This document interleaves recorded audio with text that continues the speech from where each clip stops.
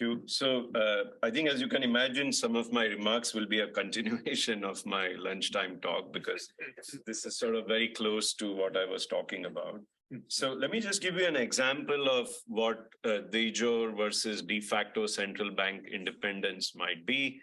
In case of India, like some of the head-on collisions that we had with the central bank were around this one very interesting part of the Reserve Bank of India Act of 1934, which was, of course, written by the British. And there's a section 7 in there which says that the central government may from time to time give such directions to the bank as it may, after consultation with the governor of the bank, consider necessary in the public interest. Like the long and short of this is that if they want to override any decision of the central bank in public interest, they can do so. Okay, this is what the section 7 means. It has never been invoked officially in the history of the Reserve Bank of India, but different central bank governors at different points of time, more in the recent history, have been threatened with the invocation of this. And because we were under that threat, we wrote this speech that I gave, which I think to date perhaps maybe was my most important written remarks ever, which was on the importance of independent regulatory institutions, the case of the central bank, which is what this paper is really about. Now, to just give you that this is really a front and center issue that central bankers think about, again, I'm going to rely on Dr. Y.V. Reddy, who many consider as one of the finest governors of the Reserve Bank of India, for one of the reasons I already alluded to. If you look at his writings over a period of time, this is the evolution of his comments. Okay, when he was in the office, he was asked whether the Reserve Bank of India is autonomous, and he says, yes, I'm very independent. RBI has the full autonomy. I have my finance minister's permission to say so. And then he wrote a speech after his retirement where he says RBI is independent, but within limits that are set by the government. And then in one of his very recent interviews, he says central bank can never be independent. Okay, so he's constructing them. Yeah, you can see that sort of he was always alluding to the fact that it can never really be independent if the government doesn't want it to be, but he's sort of revealing the secret or not so secret gradually over time. Okay, so I think the paper is very nice. It covers 15 years for most part, for a big part of its data collection. Even though that's 1/10 of the first paper that we saw today in time series, I think it's still a very creditable classification of the governors to have done. And I think the main results are quite compelling. I like this type of research. It's not always super well identified, but I think that is okay. We shouldn't just focus on finding results under the lamppost. And I think the persuasion in this research, therefore, has to be achieved through consistency across a variety of tests rather than sort of saying, oh, I have this one neat experiment in one country, and therefore now you think about extrapolating to the rest of the world. I think that's clearly not possible here. I think, as was explained, authors focus on governor type. They're very careful. I like the fact that they're going through 3 different methods, through their CVs, more or less, through media coverage at the time of appointment, and through surveys that are, of course, conducted more recently. They have a measure of de jure central bank independence, and they look at outcomes such as monetary policy or inflation objectives and their outcomes, and the turnover of the governor. Now, my main comment is going to be that the current draft of the paper is focused on sort of a very rules versus discretion debate and a political economy take on it. I wanted to offer a more dynamic view to this issue of central bank independence or the compromise of the de jure policies, which is that in some sense, if the de jure independence is of no use ever, it sort of begs the question of why do you have it? Why are these laws written into place? What purpose are they serving in the first place? Because, it does take some time to pass through these laws and get them enacted and so on. And so my sense is that it's not the case that the de jure is not unrelated to de facto ever. that there are times when the jure is in fact the de facto, which is that you do actually want the benefits of central bank independence, but maybe not always. And what drives the dynamics of when you want a deviation from the de jure to de facto? I think a simple theory would be, once again, the fiscal dominance can help us understand why you may want to deviate. So, for example, are there elections coming up? In my experience, it was all about the dynamics of that. Are there closely contested elections? Those could be very important. And are there ruling parties who are presently, for whatever reason, become unpopular, or their stronghold has been shaken up so that they need to somehow deliver a quick performance before the election to get re-elected?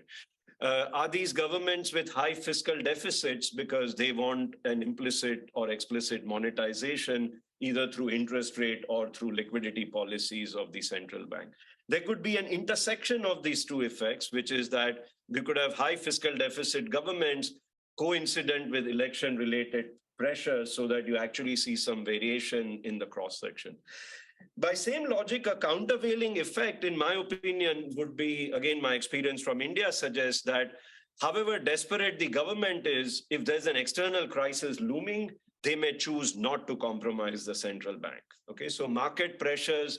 So if you have low current account deficits and weak external sector pressure, then you are more likely to get away with actually deviating from the de jure. Whereas if markets are going to penalize you very hard for your short-termism, then you may actually not compromise the gap between de jure and de facto. So my sense is adding some kind of panel dynamics of this type would be very fascinating to understand what exactly is going on as far as the political incentives go. Second, I wanted to propose some alternative measures. I think the results on turnover are quite compelling and satisfying, but it may be interesting to think a little bit about those measures a bit further. What is, for example, the length of the central bank governor's term relative to a typical term of the ruling government? And what are their overlap? Does a new government inherit a governor that was appointed by the prior government? And if that term is very short, of course, this could be a preference of the political system because they want to be able to fire the person before an upcoming election and not be stuck with the fellow if he turns out to be an independent thinker. So that would govern whether an appointee of the previous government is more likely to be replaced and independent of the inflation performance, or perhaps more likely if delivering well on the inflation mandate. There could be some other measures that could be worth looking into. My experience at Reserve Bank of India was that at some points of time, the board of the Reserve Bank was truly independent, not just the governor. But at some points, there are a lot of corporate honchos on the board, and that has some bearing on the inflation versus growth trade-off. So I was thinking a little bit about what sort of data could be utilized on this front. It could be interesting to look at IMF's financial stability assessment reports. In case of India, for example, they have flagged, I believe on a repeated basis, the fact that the Indian central bank governor's term is only 3 years. It's very, very short. And IMF has been constantly pushing for a reform on this front. Of course, it hasn't happened. But it could be that IMF FSAP reports are actually a good data source for this sorts of measures that may shed some further light on mechanisms through which independence could be compromised, even if it is there on paper.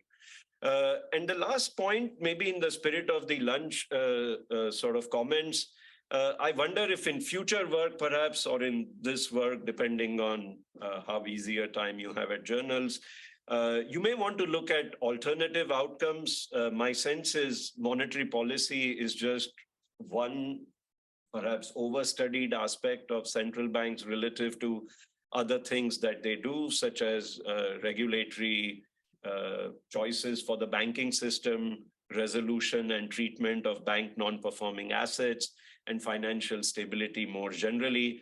I've listed sort of a bunch of ways that you could get at those outcomes. And another point that I sort of cover little bit in that speech that I was mentioning is that both for India and United States, it's been my observation that one way that they compromise the central bank, is by having multiplicity of regulators for different parts of the financial system. I think US is, in my opinion, actually the master of this. They choose a certain part, a certain section of the financial sector completely out of the central bank's reach. And why do they do that? I think because they want the shadow banking to grow when times are right. And they don't want the central bank to be constraining the credit growth when inflation might perhaps be high. In case of India, I found that this actually stretches way further and gets into alternative forms of money actually being allowed to be printed by non-central bank authorities, such as India has a strange instrument called a digital, not a digital, it's an electoral bond, which is a bearer security like cash. It's used to provide opaque election financing, and it's basically issued by the State Bank of India. And this is authorized through an act of the parliament that, but that's going a little bit out of it. But I think it could be that in future work, looking at both banking sector choices and outcomes, as well as this multiplicity of regulators, whether that leads to fragmented regulation and prevents the central bank from having inflation control, because credit is actually growing at a fast pace in shadow banking, could be interesting things to look at. Overall, I think it's a very important research agenda in my view, and it can be taken in many different directions.